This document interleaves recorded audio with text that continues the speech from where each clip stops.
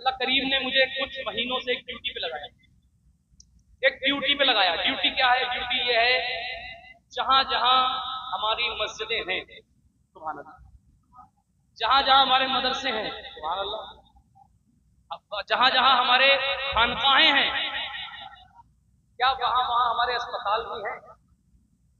क्या वहां वहां हमारे कॉलेजेस भी हैं, लर्निंग सेंटर भी हैं, कोचिंग सेंटर हैं, कंप्यूटर सेंटर हैं? वी डोंट हैव, नहीं है हमारे पास। इसको ये सारी चीजें, कॉलेजेस, अस्पताल, कंप्यूटर सेंटर, लर्निंग सेंटर पिछले 25 साल पहले बन जाने चाहिए थे, 30 साल पहले बन जाने चाहिए थे। अगर बन जाते तो इसका फायदा पता क्या निकलता? मदरसे आपने बनाए, मदरसों का फायदा निकला कि नहीं निकला? आज तुम्हें जहां जहां हाफिज कारी मौलाना लोग नजर आते हैं, ये मदरसों की तरफ। तुमने खानकाहें बनाई, तो खानकाहों का फायदा है कि वहां से रूहानी ताल्लुक मजबूत होता है कि नहीं फायदा? बताइए मुझे, क्या आज के जमाने में मेरी इस पूरी कौम को, मेरी बात सुनना, थोड़ा सा इको कम कर दो मेरी बात, लेकिन गौर से सुनना, आज कुछ दर्द भरी बातें हैं। क्या हमारी ये कौम, ला इलाहा इल्लल्लाह पढ़ने वाली कौम, इतनी कमजोर हो गई कि अपने बच्चों के लिए, आला तालीम के लिए, बेहतरीन तालीम के लिए learning centre, coaching centre, school बेहतरीन नहीं बना सकती है? बना सकते हो कि नहीं बना सकते हो? क्यों नहीं बनाए? नहीं बनाए, इसका खामियाजा पता है क्या भुगतना पड़ा है? एक तो सबसे ज्यादा इलिटरेट, अनपढ़, कम इल्म, और आम भाषा में कह दो जाहिल, जो ज्यादा तबका है पूरे हिंदुस्तान में, आप गूगल करके देख लीजिए, वो ला इलाहा इल्लल्लाह पढ़ने वालों का, यही मुसलमानों का तबका है। क्योंकि दूसरी जगह हमें इतना सहारा नहीं मिला जितना मिलना चाहिए था।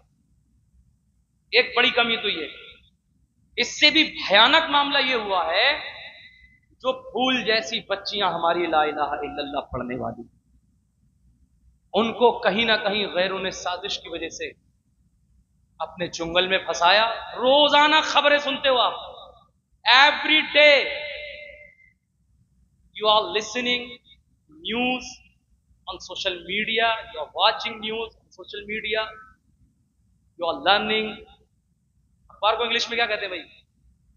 News paper. पढ़ते हो कि नहीं पढ़ते हो? पढ़ते हो? कभी इस मोहल्ले की लड़की चली गई, कभी उस शहर की लड़की चली गई, कभी उस गांव की लड़की चली गई, और हम लोग क्या सोचते हैं? हम लोग कितने बेजमीर हो गए, कितने कमजोर हो गए ईमानी एतबार से। हम लोग ये सोचते हैं कि वो हमारी बहन थोड़ी थी, हमारी लड़की थोड़ी थी। अल्लाह की इज्जत की कसम, तुम्हारा और हमारा सबसे मजबूत रिश्ता ला इलाहा इल्लल्लाह और मोहम्मद रसूलुल्लाह। इससे मजबूत रिश्ता नहीं है पीपलसाना वालों। रिश्ता है, हर बहन से रिश्ता है कि नहीं है? ये बताओ जरा, सब सवाल का जवाब देना मेरे, बहुत जल्दी खत्म कर रहा हूं अपनी बात। सारे लोग मेरे सवाल का जवाब, ईमान बचाना ज्यादा जरूरी है या जान बचाना ज्यादा जरूरी? जान पर ज्यादा काम होना चाहिए या ईमान पर ज्यादा काम होना चाहिए? ईमान के लिए ज्यादा मेहनत होनी चाहिए या जान के लिए? मैं आपसे सवाल कर रहा हूं, फिलिस्तीन के अंदर जुल्म और सितम हुआ, आपने पैसों का अंबार लगा दिया, आपने करोड़ों रुपया वहां भिजवाया, अच्छी बात है। कौन ऐसा कलमा पढ़ने वाला हुजूर का है जिसने हुजूर का कलमा पढ़ा हो और फिलिस्तीन का दर्द उसके सीने में ना हो? ऐसा कोई नहीं है। लेकिन यह भी हकीकत है कि फिलिस्तीन वालों का ईमान नहीं गया है, उनकी सिर्फ जान गई। फिलिस्तीन वालों की जान गई है, ईमान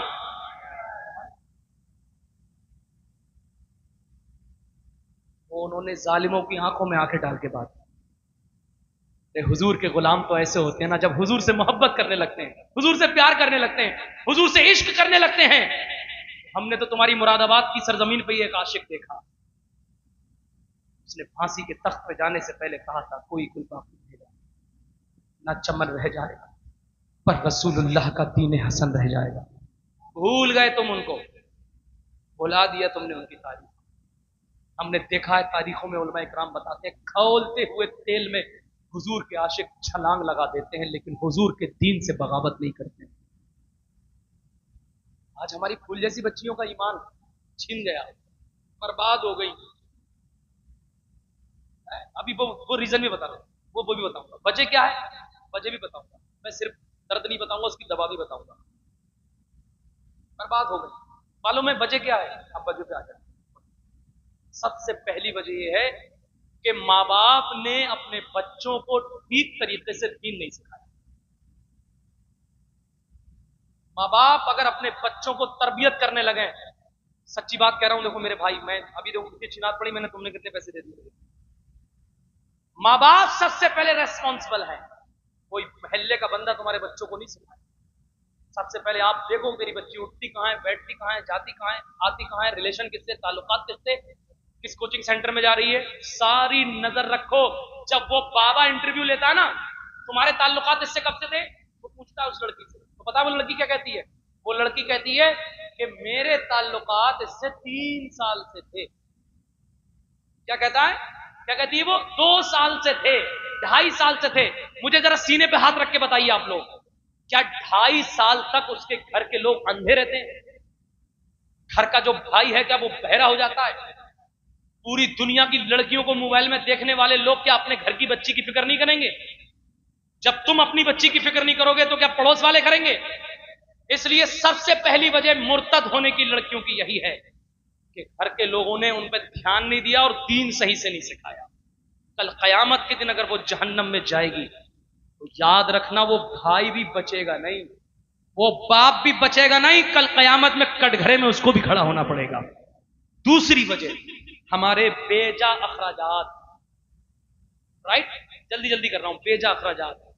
अभी मैं दिल्ली गया था, मौलाना आदिल साहब जानते हैं, मैं तो मांगने का काम कर रहा हूं। अभी दिल्ली गया था, दिल्ली, रमजान शरीफ के महीने की बात है। अब बता रहा हूं मैं आपको, एक मंगनी का खर्च बताऊं आपको कितना था? 55 लाख रुपया खर्च था एक मंगनी का, मुसलमानों की मंगनी का। 2-2 हजार में तुम्हारी ला इलाहा इल्लल्लाह पढ़ने वाली बच्चियां किसी गैर के ऑफिस में काम करती हैं। 2-2 हजार रुपए में, 1500 रुपए के लालच में आकर वो अपने गुर्बत की वजह से दूसरों के कोचिंग सेंटर में जाती है। वहां वो लोग बहकाते हैं, पहली ही मुलाकात में उनको मोबाइल मिल जाता है, 3-4 मुलाकात के बाद उनको स्कूटी दे दी जाती है। आप बताइए, घर का खर्च जब गैर मुस्लिम चला रहा है तो उसकी जिंदगी पर भी अधिकार उसी का होगा। जब मामला खराब होगा तो तुमसे नहीं कहेगी, वो उसी से बोलेगी। तुम किस में बिजी हो? भट्टे खरीदने में। तुम किस चीज में बिजी हो? अपने बिजनेस करने में। तुमने पैसा कहां लगाया? प्लाटिंग करने पे। तुम्हारे पैसे कहां? टाइल पत्थरों पे लग रहे हैं। तुम्हारा कंपटीशन क्या है? तुम एसी के ख्वाब देख रहे हो। तुम्हारा कंपटीशन क्या है? तुम जेसीबी, ट्रक पे ट्रक। मेरे अजीज, मैं हाथ जोड़ रहा हूं इस पूरे मजमे में आपके, सिर्फ 10 साल काम कर लीजिए आप, सिर्फ 10 साल काम कर लीजिए। पैसा बचा के लंगर का खर्च थोड़ा कम करो। खत्म नहीं करना, क्योंकि अहले सुन्नत लोग कहेंगे कहीं लोग मेरे ऊपर फतवा लगा देंगे। ठीक है, लंगर का खर्च थोड़ा, डेकोरेशन का खर्च भी थोड़ा कम करो। भाई एक झंडा लगा लोगे तो क्या हुजूर की आमद का जश्न नहीं माना जाएगा? लेकिन पहले जो कौम की सबसे ज्यादा जरूरतें हैं, मैं 10 महीने से चीख रहा हूं इस टॉपिक पे, 400 से ज्यादा मस्जिदों में तकरीर कर चुका हूं इस टॉपिक पे। आप समझिए मेरे दर्द को, और समझना पड़ेगा, क्योंकि मैं अपनी बात नहीं कर रहा, मैं बात कर रहा हूं बच्चियों के ईमान की। उनका ईमान कैसे बचे? अब मुफ्ती आजम हिंद जैसे रहनुमा नहीं है जो शुद्धि तहरीक का मुकाबला करेंगे, नहीं है उन जैसे रहनुमा जो चप्पलें घिस लेंगे, पहाड़ों पे चढ़ने की ताकत रखेंगे, नहीं है ऐसे रहनुमा जो तुम्हें घर घर जाके तुम्हारी बच्चियों के लिए जो है मोटिवेशन देंगे, दीन की बात उनको सिखाएंगे, नहीं है ऐसे। इल्ला माशाअल्लाह। ऐसे पुरफतन माहौल में ये बताओ, जो बच्ची किसी गैर के साथ चली गई, वो इस्लाम वाली बच्ची, हम और तुम हव्वा की औलाद हैं, हव्वा की औलाद है ना। एक हव्वा ने पूरी दुनिया बसा दी, अब वो काफिर हो गई, वो किसी के साथ चली गई, उसकी जो आने वाली सारी नस्लें होंगी क़यामत तक काफिर होगी। इस चीज का एहसास कब हमारे सीने में होगा? 60 साल की जिंदगी भी नहीं हो रही है, आखिरी बातें हैं, 60 साल की जिंदगी भी नहीं हो रही है, कब्रिस्तान में जाते हो, देखो कब्रें, कितनी कब्रें धंस गई हैं, कितने बड़े बड़े बॉडी रखने वाले आज उनके निशान भी बाकी नहीं है, पता तक नहीं है ये कब्र है किसकी। कब तक जिएगा नौजवान मेरे भाई, कब तक जिएगे? तुमने क्या मुगलों से अच्छी बिल्डिंगें बनानी है? तुमने क्या नवाबों से अच्छे महल बनाने हैं?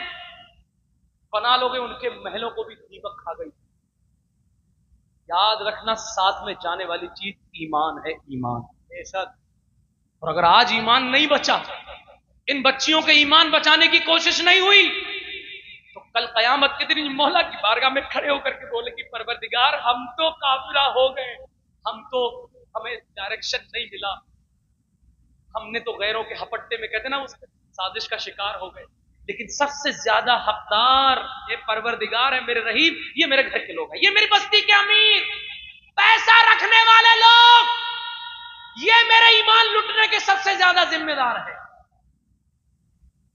कौन माई का लाल इन सवालों के जवाब बारगाह मौला में देगा? बताओ, उस बच्ची ने अगर शिकायत की हमारी मौला की बारगाह, कौन हम में से माई का लाल है? सुनो इस दिल की आह, सुनो, समझो इस दर्द को। कौन बोलेगा? बताइए आप। पता लगा, इस दौलत के नशे ने ज़कात न निकालने वाले हम लोग, 2.5% गरीबों का खाने वाले हम लोग। दूसरों को ताना बाद में देना, पहले अपने अंदर सुधार करो। और एक आखिरी वजह यह है, बहुत बातें हैं, क्या बताऊं, रब जानता है कैफियत मेरे दिल की, और अल्लाह मुझे हक बोलने की, पहले मुझे अमल करने की तौफीक दे दे।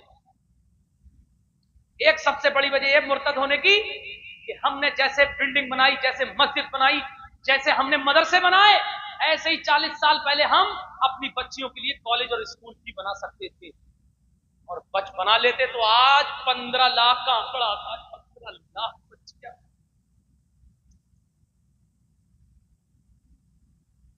दर्द नहीं होता है हमारे सीने? 15 लाख, 10 लाख भी है तो बहुत। एक एक बच्ची फूल जैसी चली गई,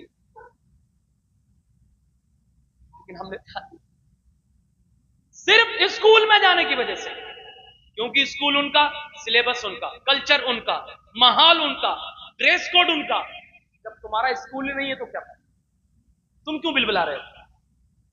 मुस्कान का पर्दा छिनता है कर्नाटक के अंदर तो बिलबिला उठते हो, मुस्कान का पर्दा छिनता है तो बिलबिला उठते हो। हमारी बहन का पर्दा छिन गया, वो शेरनी बबांगे दुहल गुंडों के बीच अल्लाह अकबर के नारे लगा रही थी।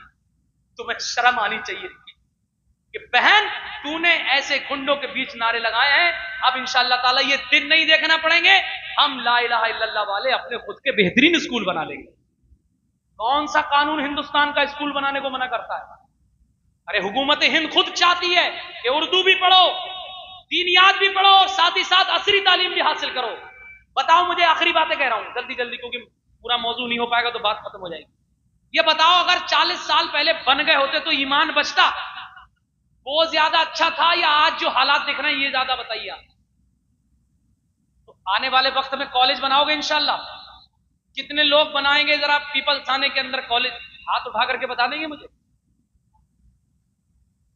अरे सब नहीं बनाएंगे, कोई अगर खड़ा हो तो उसका साथ दोगे कि नहीं दोगे? अरे तुम सोच रहे हो मैं सबसे कह रहा हूं बनाने की, हर आदमी थोड़ी ना बना लेगा, फिर तो घर घर कॉलेज हो जाएगा।